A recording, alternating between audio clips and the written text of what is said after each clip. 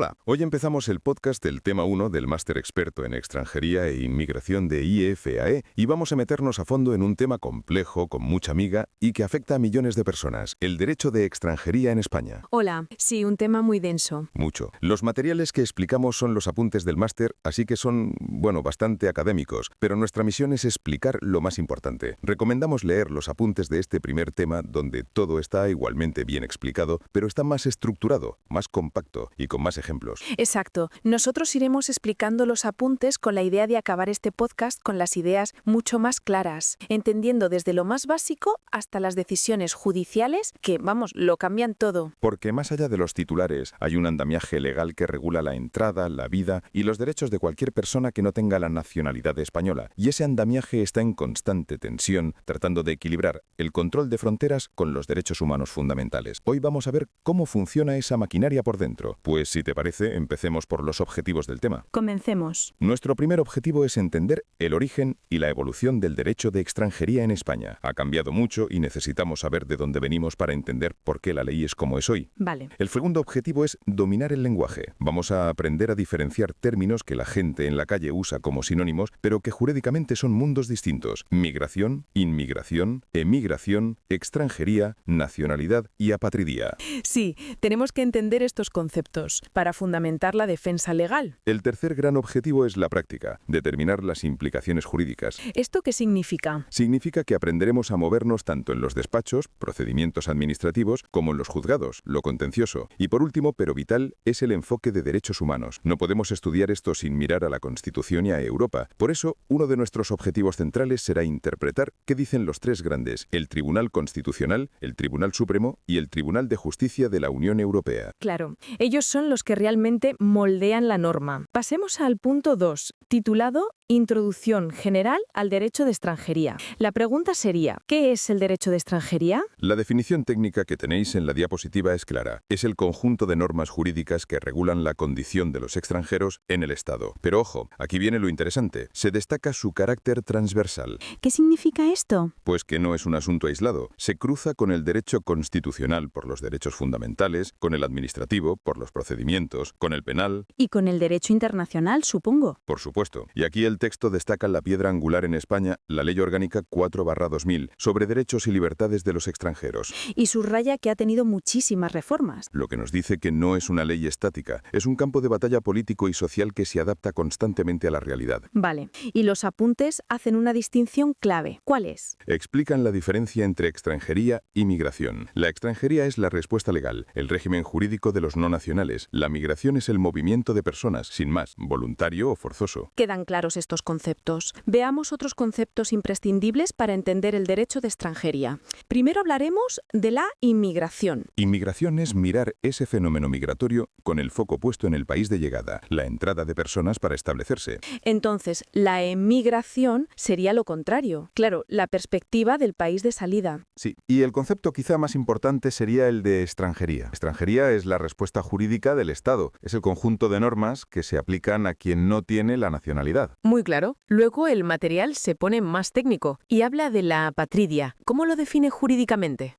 Esta es una situación dramática. Es la de quien no es reconocido como nacional por ningún Estado y activa una protección internacional específica. Y por último, habla de nacionalidad. La nacionalidad es el vínculo jurídico que une a una persona con un Estado y que, en definitiva, define quién es extranjero y quién no lo es. Por encima de esa ley, claro, está la Constitución y nos vamos al punto 4, marco constitucional. El documento menciona el artículo 13.1 como la puerta de entrada a todo esto. Exacto. Ese artículo dice que los extranjeros gozarán en España de las libertades públicas que garantiza la Constitución en los términos que establezcan los tratados y la ley. Es la base. Y luego están el artículo 14 sobre la no discriminación y del 15 al 29 que son los derechos fundamentales, que, como veremos, son el núcleo de la cuestión. Claro, porque una cosa es lo que dice la ley en el papel y otra cómo se aplica. Y aquí es donde entramos en el punto 5, la jurisprudencia relevante. Los tribunales. Justo ahí. Y aquí es donde el material se pone fascinante, porque nos muestra cómo los tribunales, especialmente el Constitucional y el Supremo, actúan como un contrapeso. Empieza en el 5.1, con el Tribunal Constitucional. Y destaca dos sentencias. La primera es la STC 236/2007. Es un antes y un después. ¿Por qué? Porque estableció un principio fundamental. La dignidad humana está por encima del estatus migratorio. El punto 9.1 del material extra extrae una cita que es demoledora. A ver. Dice, en definitiva, los derechos fundamentales reconocidos en el título 1 de la Constitución lo son, en principio, de todas las personas y, por tanto, también de los extranjeros, a salvo de aquellos para los que la Constitución prevé un régimen específico distinto para estos o aquellos otros que, por su propia naturaleza, sean inherentes a la condición de ciudadano español. O sea que tener o no tener papeles no te quita la condición de persona con derechos. Exactamente. Y a partir de ahí, el propio Constitucional, en la STC 172-2013, lo aplicó a un caso concreto. Declaró inconstitucional que se limitara el acceso a la sanidad pública universal a los inmigrantes en situación irregular. Es la misma lógica. El derecho a la salud va ligado a la dignidad, no al visado. Sí, tal cual. La misma. Nada que objetar. Vale, pasamos al 5.2. El Tribunal Supremo. ¿Sigue esa misma línea? Totalmente. El material nos da dos ejemplos. La STS 338-2020, que frenó una orden de expulsión porque la Administración no había valorado suficiente el arraigo familiar. El principio de proporcionalidad del que hablábamos. Justo. Y la STS 1359-2019, que es clave para proteger a los menores no acompañados, insistiendo en que hay que documentarlo sin demoras. El mensaje es que las circunstancias personales importan. Y para cerrar el capítulo de tribunales, el 5.3, el Tribunal de Justicia de la Unión Europea. ¿Qué papel juega? Juega un papel armonizador. Pone un estándar mínimo para todos. Se cita el caso Chacrún. ¿Qué consecuencias tiene este caso? Según este caso, los estados pueden pedir requisitos económicos para la reagrupación familiar, pero sin pasarse. Que no pongan el listón tan alto que en la práctica nadie pueda cumplirlo. También habla del caso Rendón Marín, que protege a los padres de niños que son ciudadanos europeos. Básicamente,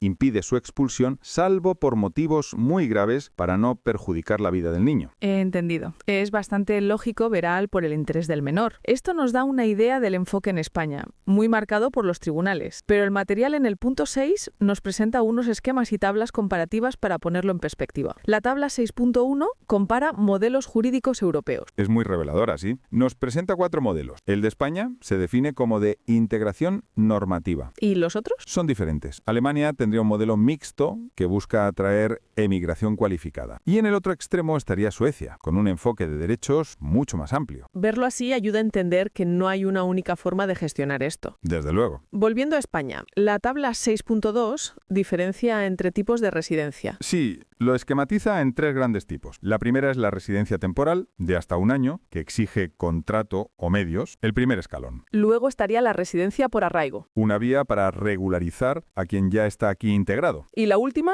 es la de larga duración. Exacto, que se obtiene tras 5 años de residencia legal continuada y da una estabilidad casi equiparable a la de un nacional. El material, en su punto 7, nos presenta 2 casos prácticos que lo ponen todo en perspectiva. Si te parece, los explicamos para ver cómo encajan las piezas jurídicas. Me parece una idea fantástica, porque lo hace todo mucho más tangible. El primer caso, el 1, es sobre un chico de 17 años marroquí que llega solo a la costa de Almería. Se le considera un menor extranjero no acompañado, lo que conocemos como MENA. Sí. Pero la Fiscalía, basándose solo en una prueba ósea, determina que es mayor de edad. Y eso, claro, lo cambia todo para él. ¿En qué aspecto? Lo cambia radicalmente en todos los aspectos. Porque si es menor, el Estado tiene la obligación de protegerlo, de tutelarlo. Pero si se le declara mayor de edad, se le puede abrir un expediente de expulsión. Vamos, este caso es el pan de cada día. Y nos lleva al corazón de un debate jurídico enorme. ¿Qué pruebas son válidas para determinar la edad? ¿Qué dice la justicia sobre esto? Pues, basándonos en lo que explican las fuentes, la jurisprudencia del Tribunal Supremo ha sido muy clara. Ha dicho que una prueba ósea, por su amplio margen de error, no puede ser el único factor. Hay que tener en cuenta sus documentos, su propia declaración. Y ante la duda, siempre debe primar el principio del interés superior del menor. La presunción de que es menor, entiendo. Exacto. La justicia actúa aquí como un mecanismo de garantía. Vale, el segundo caso práctico, el 2, también es interesante. Es el de un ciudadano boliviano. Lleva 4 años en España, pero en situación irregular. Trabaja sin contrato cuidando a una persona mayor y tiene una hija pequeña que va al colegio aquí. Él quiere regularizar su situación. Y este es otro de los grandes escenarios. Millones de personas en situaciones parecidas. La solución que plantea los textos es que sí, Podría hacerlo a través de una figura que se llama arraigo social. Arraigo social. ¿Y en qué consiste? ¿Cómo se demuestra ese arraigo? Pues necesita 3 cosas clave. Demostrar que ha estado en España de forma continuada durante al menos 2 años. Que podría hacerlo con el empadronamiento, facturas o cosas así, ¿no? Y aquí vale casi todo. El empadronamiento, informes médicos, el abono transporte, facturas. Hay que ser una hormiguita y guardándolo todo. Totalmente. Te encuentras con gente que ha guardado durante 3 años el ticket de una compra o un billete de autobús a su nombre como si fuera oro, porque es la única prueba que tienen. Segundo, necesita demostrar que no tiene antecedentes penales. Y tercero, y aquí viene lo complicado, necesita un contrato de trabajo de al menos 1 año. Pero esto me genera una duda. Si uno de los requisitos es un contrato de trabajo, ¿cómo va a conseguir un contrato una persona que por definición no tiene permiso para trabajar? Suena a la pescadilla que se muerde la cola. Es la gran paradoja del sistema y el mayor obstáculo. Una solución es encontrar a un empleador que confíe en ti, que te firme un precontrato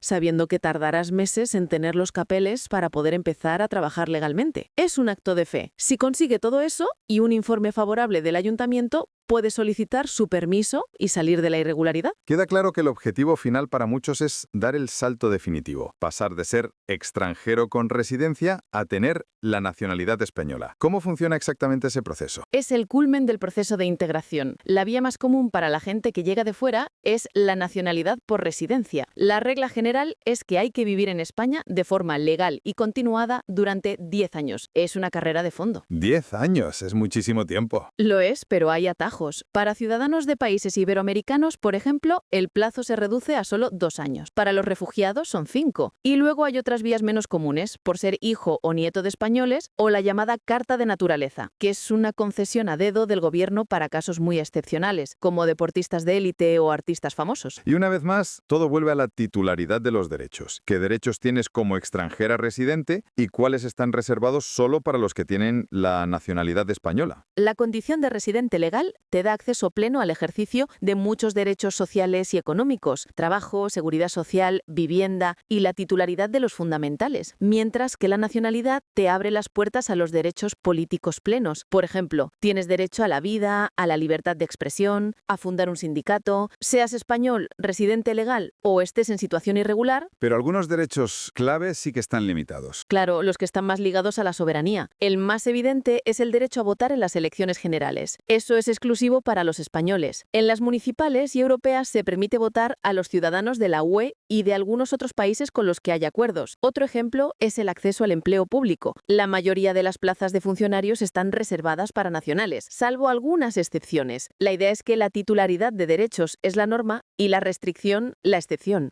Y ya para ir cerrando el círculo a todo esto, ¿qué ocurre en España? ¿Todas estas leyes y sentencias están influenciadas por tratados internacionales? No es que estén influenciadas, es que forman parte de nuestro sistema legal. Cuando un abogado defiende un caso de asilo, no solo usa la ley española, usa la Convención de Ginebra para Refugiados. Cuando se discute sobre una expulsión, se invoca el Convenio Europeo de Derechos Humanos. Estos textos son las herramientas jurídicas que los jueces usan todos los días para proteger a las personas. Para aterrizar del todo y pensando en los abogados que se dedican a esto, ¿cuáles son los problemas más frustrantes de su día a día?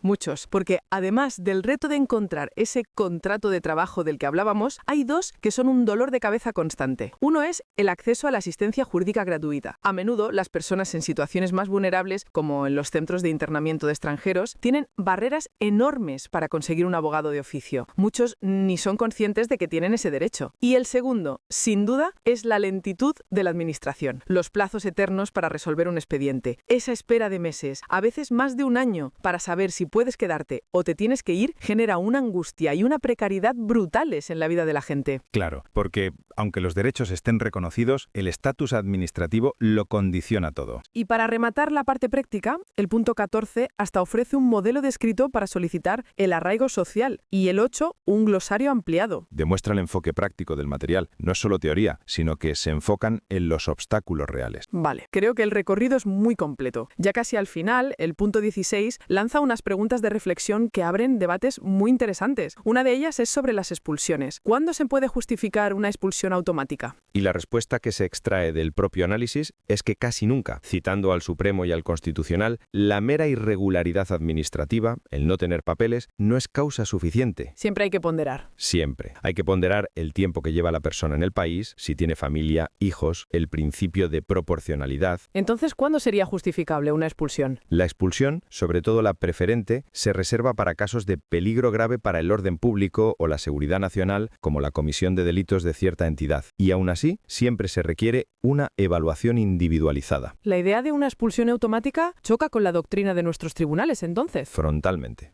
Bueno, creo que hemos cubierto un terreno denso, pero de una forma bastante clara. Es que el derecho de extranjería es un campo increíblemente dinámico. No es una foto fija, es una conversación constante entre la soberanía del Estado, que quiere controlar sus fronteras, las leyes que se aprueban, la realidad social, que siempre va por delante, y los tribunales que actúan como garantes de los derechos fundamentales. Todo ese ecosistema está en permanente ebullición. Y para dejar una última reflexión en el aire, vuelvo a una de las tensiones que plantea el propio material. Menciona conceptos como las devoluciones en caliente o los centros de internamiento de extranjeros, los CIES, que son la manifestación más dura de ese control fronterizo. Sí, ahí reside el gran dilema sin resolver, ¿no? Totalmente. Si los tribunales, como hemos visto, insisten una y otra vez en que la dignidad humana y los derechos fundamentales deben prevalecer, pero los estados soberanos insisten en su derecho a proteger sus fronteras de forma contundente, la pregunta final que se podría plantear es ¿qué mecanismos, no solo jurídicos, sino también sociales y políticos, necesitamos para resolver esta tensión de una manera que sea justa y sostenible? La respuesta a esa pregunta definirá el futuro de esta rama del derecho en España y también en toda Europa. Bueno, pues con esta reflexión llegamos al final del tema. Espero que os haya sido útil e interesante. Nos vemos en el podcast del tema 2. Hasta pronto. Adiós.